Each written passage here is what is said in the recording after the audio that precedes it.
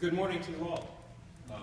This case begins really back in the year 2000, and some of you know all this history, but we're still going to give you an overview of the case and then talk about key provisions of the settlement.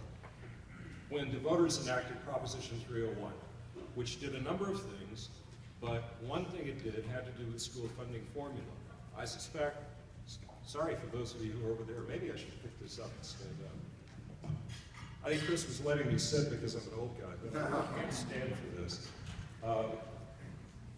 I think most of you know that the maintenance and operation formula, it basically starts with a dollar figure called the base rate.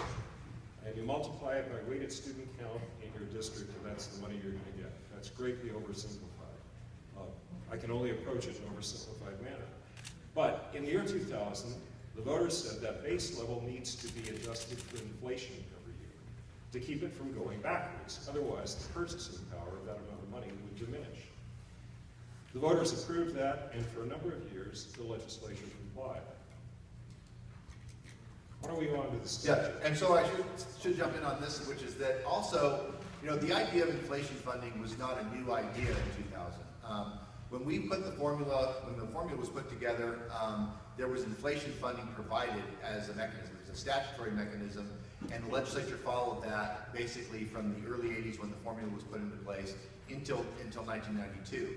And then from 1992 to 1999, they did not provide the full measure of inflation funding.